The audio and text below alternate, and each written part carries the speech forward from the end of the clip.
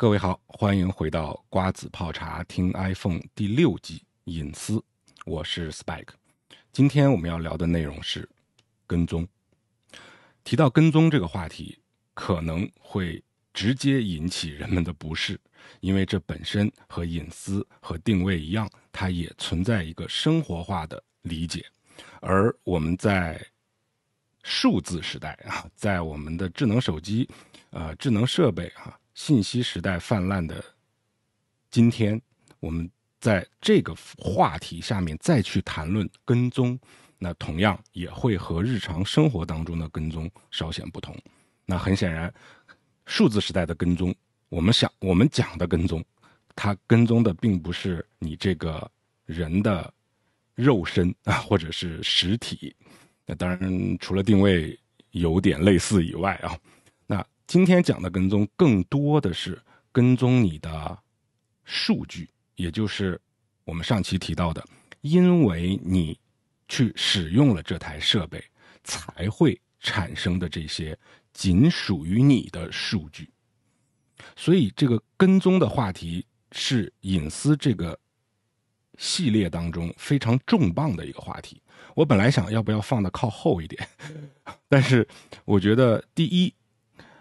，Apple 在设计这个功能的时候，在设置菜单当中就已经把它提得比较靠前。当然这个不是最重要的，最重要的是跟踪这个功能对于我们每一个 iPhone 用户来说都是非常重要的，不管你在意隐私还是不那么在意隐私。上一次我们分享了 iPhone 非常难能可贵的一点是让用户对隐私具有掌控感，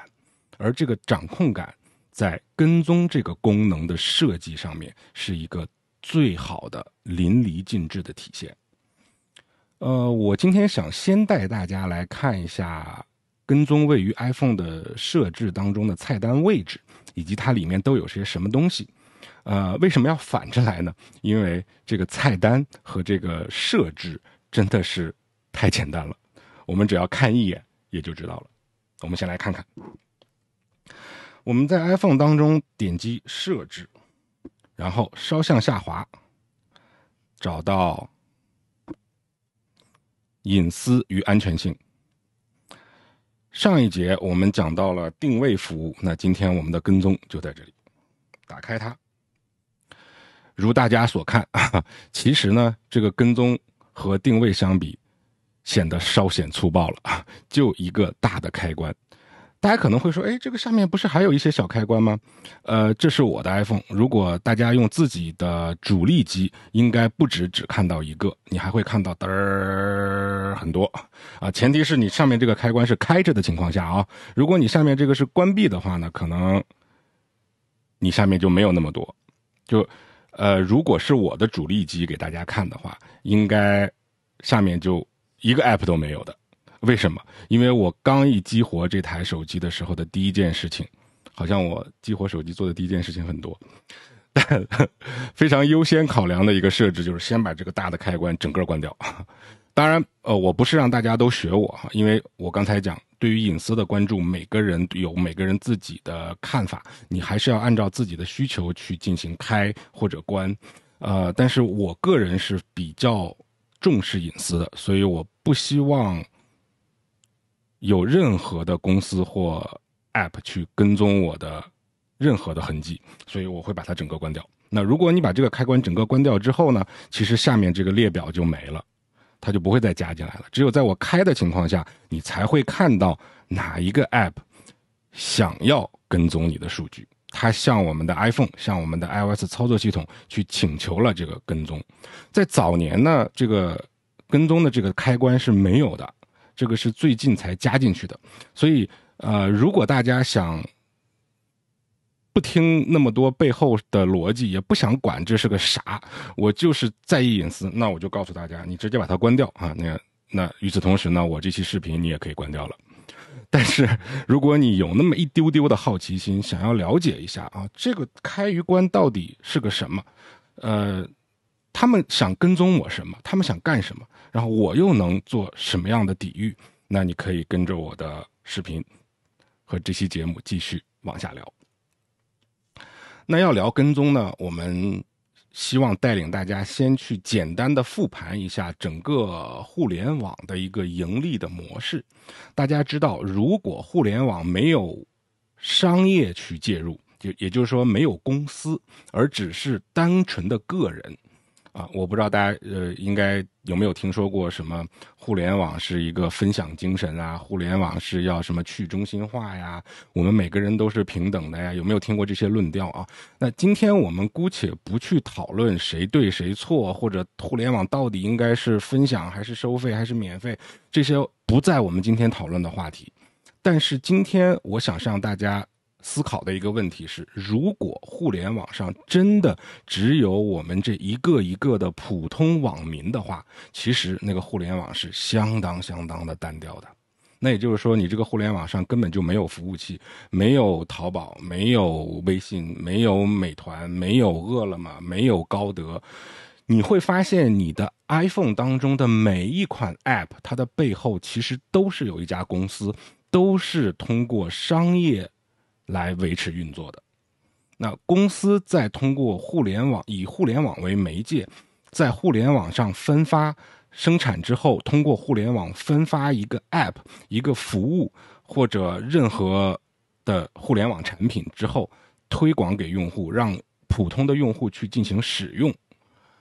我们才有了今天这样丰富的互联网世界。所以我赞同一个观点是，今天我们的互联网能这么的丰富多彩，能对人类的进步有这么大的推动，其实绝大多数都是源自于这些商业公司，其实它是人类的商业模式的一个契机。那我想这个是最底层的基调啊。如果大家认可了这个，我们就可以有理由再往前上升一步，我们再想一步。我们看我节目的观众，我猜测大部分应该是我刚才口中的普通网民，对吧？这个没太大问题啊。但我们作为普通网民，虽然我们没有办法100%的一下子让你瞬间变成一个大老板，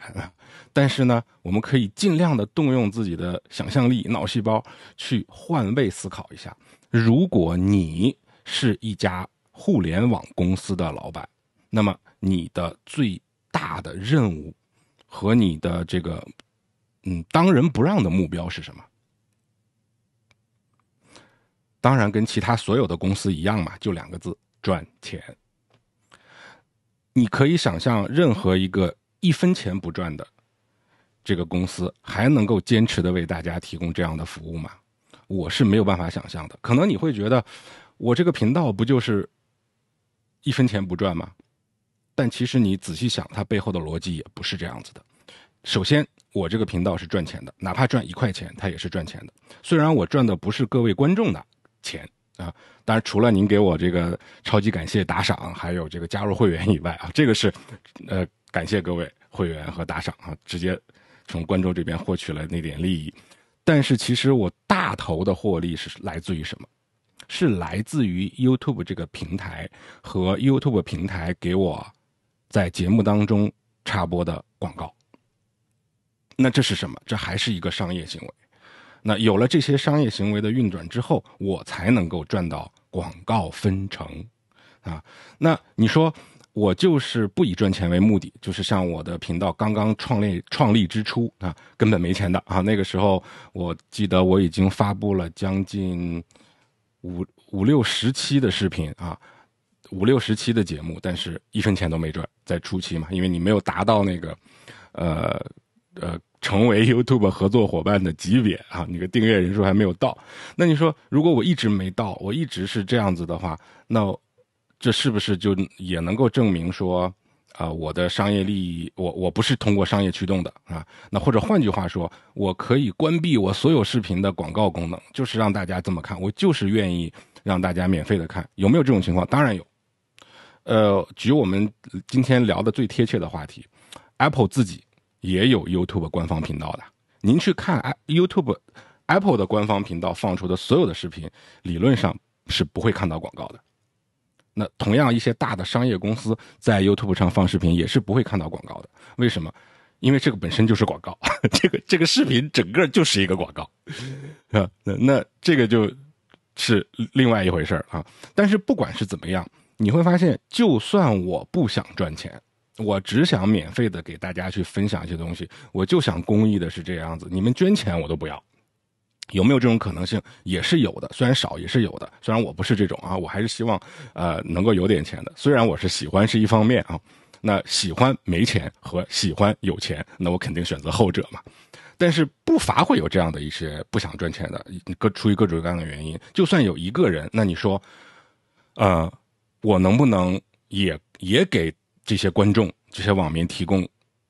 同样的服务呢？我觉得很难。为什么？因为你没有 YouTube 这样的平台。那大家想象一下，如果没有这些超级节点，没有这些大的公司去创建一个平台，让大家在这个平台上去玩，只有我们家每一个人的一台电脑或者你手上的一台手机，纵使你的电脑跟手机上有再多的价值连城的就是各种需求都有，你就想吧，纵使有再多的东西，问题是你怎么让别人知道呀？别人怎么样找到你呢？你说搜索引擎，对，搜索引擎它是不是个公司呢？搜索引擎是不是要盈利呢？啊，那我们在 YouTube 平台上 ，YouTube 的母公司是谁呀？那不是 Google 吗 ？Google 是什么？做搜索引擎起家的，那是不是也要赚钱呀？所以在我们今天聊跟踪之前，我非常非常希望大家能够先有这两步的认识。第一个认识是我们之所以有精彩的互联网生活，就是因为商业的奇迹，是商业赋予了我们这么丰富的生活。那既然这样，商业就同时要赚钱。我们千万这个对于简体中文的语境下的用户，或者是大部分中国大陆的用户，因为我是从中国大陆出来的，我还是有一点点了解的。就是我们从小的教育会被教育成为赚钱是羞耻的，啊，就是无私奉献才是值得夸奖的，对吧？我要是为了钱去追求什么，这个是羞耻的，是不好的一个行为啊。但是这个观点，我个人是非常的不赞同的。如果你不让这些商业公司去赚钱，那直接影响到的就是我们这些普通用户的利益。所以我们和商业公司之间达成的一定是一个双赢和共赢。我非常喜欢 Apple 说的一句话，就是纵然 Apple 的产品当然会有一些问题，有一些故障，有各种这个门那个门，但是不管任何问题在发生的时候， Apple 始终和 Apple 的用户是站在同一边的，而并不是对立，并不是说我这家公司生产了一个有问题的产品，然后我就要去解决什么，就是我是我，用户是用户，用户要给我找麻烦，我的没问题，公司说你的有问题，我说我的没问题，对吧？这不是一个大公司，不是一个负责任大公司应该有的样子。而我自己在从认识 Apple 开始，然后中间有10几年的时间作为 Apple 的员工，现在又从 Apple 的员工的身份转换成一个Apple 的用户。我个人的体验，起码来讲，我觉得 Apple 这句话是可信的，起码我是相信的。Apple 是愿意和用户站在一起的，也正因为有着这样的一个核心的精神，才会拥有这么受欢迎的产品，大家才能够现在使用到 Apple 的全家桶，你的手中才会有 iPhone， 你才会来坐下来听我这期节目去讲 iPhone 的隐私。那这个我想是今天我们讲跟踪的前提。好，13分钟之后，我终于可以聊到我们的跟踪的话题一点了。为什么之前要聊这些？因为这解释了一个最重要的问题：别人为什么要跟踪你？商业公司为什么要跟踪你？刚才我们说的一些商业逻辑，还有包括我举了 Apple 的例子，我觉得这个在特别是互联网商业当中算是奇葩和另类，就是它绝对算是少数。而大多数互联网公司是怎么盈利的？我相信稍微上一点年纪或者对互联网不太了解的人可能会觉得奇怪，说互联网上怎么会有那么多免费的东西啊？它怎么就不要钱呢？最简单的例子，您看我这个视频怎么就免费给你看呢？但是我可以收钱，我也有会员这个专享视频了已经有不少了。今天我已经录好了一期，马上要放了，所以欢迎各位加入我们大口吃肉的会员啊！你之后可以看到更多的这个收费的视频啊。但是它不是以起码我的这个会员频道的建立，它不是以牺牲各位普通观众的利益为代价啊，是给会员更多而已啊。那你说我这个视频是不是免费的呢？因为互联网对于大部分的人来说啊，它是一个太新的东西了，很多人他不明白背后的逻辑，所以才会产生一种说互联网有免费的。但是我觉得我可以非常负责任的告诉大家，互联网上没有免费的，而且我也非常相信现在越往后来越被认知和流行的一句话，就是免费的就是最贵的。特别相信这句话啊。那所以您看我的视频其实不是免费的，除了您付出了您的时间和注意力以外，你还需要看广告。那即便是 YouTube 的会员可以不看广告，那您交的会员费我也会拿到那么一丢丢的分成嘛。所以其实它不是免费的。而好的平台其实它要做的就是我们之前讲的共赢，而不好的平台它会尽量的利用人们这种不知道互联网是怎么盈利的这种信息差来赚快钱，对吧？赚热钱，在你还傻乎乎的不知道怎么回事的时候，我赶紧操作一波，把能赚的钱赚走。那可能对于普通用户来讲，你会觉得他怎么才能把我赚的钱赚走呢？我就根本没给他钱啊，我大不了给他点时间精力嘛，我看了他的东西嘛。哎，没错，但其实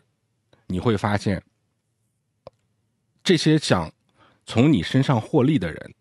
或者公司或者机构，他并不是说一定要从你往你的兜里去掏钱，而是他一定会有一个特点是什么？他会想尽办法的让你花时间在他的产品上面，尽可能多的，尽可能花长的时间，尽可能花多的次数，让你在他的产品上面。而不管这个产品是什么，它可能是视频，可能是音频，可能是游戏，可能是保健品，可能是赚钱的方法，可能是激励人生啊，就你凡是能想到的啊，不管什么形态的免费的东西，那这个免费的背后，它一定有一套逻辑，就是它希望通过这个免费来让你花更多的时间和精力在它的这个产品身上。那可能大家讲到这儿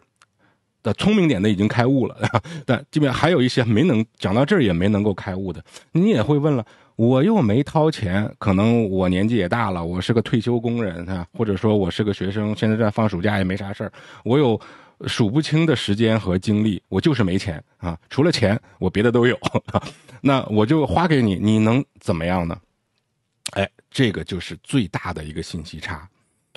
我们回顾一下我刚一开篇我所讲到的跟踪，他要跟踪你什么？他要跟踪的是你的个人数据。你怎么才会有个人数据？如果你根本不用手机不用电脑，你是没有个人数据的，对不对？只要你用，你就会产生数据，而这还没完。重点在于你用这台手机所产生的数据是独一无二的，没有任何人能够替代这些数据的。也就是说，你的这些数字画像啊，你的这些隐私的数据，要么就是没有，要么就是独一无二的。那不可能说有替代品的，它是没有不可替代性的。就比如说你的身份证号啊，你的手机号是不可替代的。对于一些想通过这个谋取利益的人来说，要么他就是不知道你的手机号，要么他就是知道。我不可能说好，我不知道你的，我通过别人的去猜你的，那猜不到的啊，所以说为什么他在免费的产品里都是希望你能够更长时间的去使用，更多的去使用它的产品？为什么？因为你使用的时间越长，你使用的次数越多，你生成的仅属于你的个人隐私的独一无二的数据就会越多。你生成的这些数据越多，它能够获取的是不是就越多？他获取的越多，重点来了，他就能卖钱，他就能拿这个去获利。所以为什么互联网经济大家看不懂？你看不懂的核心原因是因为你不明白怎么用信息进行获利。这个但凡做过网络诈骗的人应该都早就明白了啊，就是那些被骗的和游走在被骗边缘的人，可能听到现在还有点半信半疑，那你就应该多看一看我的节目了啊。所以说讲到现在，其实说白了也都是在进行所谓的科普跟扫盲啊。有一些观众应该已经早就知道了，非常专业，你可以给我讲了。但是感谢这些专业用户的理解与体谅啊，我们还是以聊天和陪伴为本，而且希望能够让普通的用户能够更多的铺一个更广的面，让大家去了解互联网公司背后的逻辑是什么。所以听到这儿，希望每一位听众都能够明白的一点是，您的信息是值钱的。你每一次拿起你的手机，点亮你的屏幕，你就在产生价值，你就在生成金钱。只不过这种金钱对你个人来讲可能是没有用，但是对于你背后给你提供服务的商业公司来讲，那可是值老钱了。就像我的这个视频，如果只有100个人订阅，那对于我来讲根本就是纯奉献啊，不赚钱。但是现在我已经有3000个人订阅，那可能我就能够赚我们家1半的水电费了。但如果有6000个人订阅呢，我们家的水电费是不是就是靠大家养着了？那如果有6万个人呢，有60万个人呢？这些积少成多的力量，其实大家千万不要忽视。所以你想一想，现在整个地球上有多少个手机用户呢？那这些手机用户所产生的海量的隐私数据，所能够带给一些商业公司的利益，其实是你作为一个普通用户无法想象的。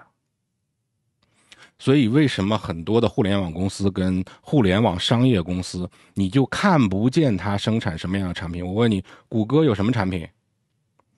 微软有什么产品？这是2个大公司，对不对？那可能很多我的观众还是知道谷歌跟微软是什么产品的，但是对于有点上年纪的用户，或者是我的观众的父母们，我觉得还是有一些人认为你不生产一个让他看得见摸得着的，他就不觉得这是产品啊，这就是一个消费观念的问题了。也就是为什么现在很多人不愿意网购，网购是另一回事啊。为什么网购在中国非常流行？我觉得有一个原因是因为网购是会寄给你一个实实在在的看不见摸不着的东西的。但是你会看到年纪越大的人，他越不想去买那些看不见跟摸不着的东西。你比如说我父母，我经常跟他们说，你可以看一些电子书，因为他们住在小城市，可能你真的去买那些书也不方便，那你就看一些电子书。但是他们就是不愿意去花钱买电子书，因为看不见摸不着，他就是不想花这个钱，哪怕只有2块钱，他可能都不太想花。那经过我软磨硬泡的几十年的时间，他们现在终于才能够买了 iCloud 的存储空间，认可这件事情了。但是可能对于年轻人来讲，你打个游戏买个装备是吧，几千几万甚至几十万甚至上百万的都花出去了，家里有钱的是吧，这就花出去了，人民币玩家，这个可能是让老年人完全没有办法理解的一件事情。这个就是互联网公司背后的这些商业逻辑，所以你就知道为什么这么多的聪明的大脑和互联网的精英们，他们每天都在想什么？他每天都在想着我怎么样才能更多的获取我这些用户的信息。Facebook 不是有一个很著名的话嘛，就是它里面的一个员工就是感叹说，这个世界上最优秀的大脑都在每天想着怎么投放广告赚用户的钱，赚用户的隐私，就是怎么样把广告投放的更精准，怎么样去打广告啊。所以说我们听到这儿，我啰嗦了这么多啊，今天时间讲了这么长，希望大家一定要能够理解的是，你的信息是值钱的，你不稀罕，有人稀罕。那些靠你的信息赚钱的人，他们巴不得多来几个，我有啥隐私啊？我没有隐私的啊，我无所谓的，他巴不得多来点这样的人。我在 Apple Store 工作的时候，特别是上了年纪的大概60岁以上的老年人，特别是男性，很多都是持这样的论调的。我无所谓的，密码呢？我告诉你，很多都是这样子的。就他，这是信息差，他不了解现代的这个互联网社会是怎么运作的，他不知道他的信息有多么的值钱，当然他也不知道这些信息被拿走之后，别人会做些什么，对他有什么影响，因为这些影响往往不是马上就会发生的，它有迟滞性，它有一个积累的过程啊。你现在种的树，可能要到你死了都看不到它长得那么大。但如果我们每个人都不注意的话，那真的就越往后越糟糕，越往右或者越糟糕，所以我们整个的环境就会变得很糟糕。当我们的环境变得很糟糕，在这个糟糕的环境当中，再有零星的几个人希望再去重视起自己的隐私的时候，你会发现他们已经无能为力了。好，那我想这一讲我们先分享这么多，避免视频太长，更加接地气，也不能说接地气吧，更加有针对性的去讲我们的隐私。我想我们分为下半节，我们下半部分继续给大家分享。好，感谢各位的观看跟关注，也欢迎各位能够加入我们的会员和 Discord 群。我们下期再见。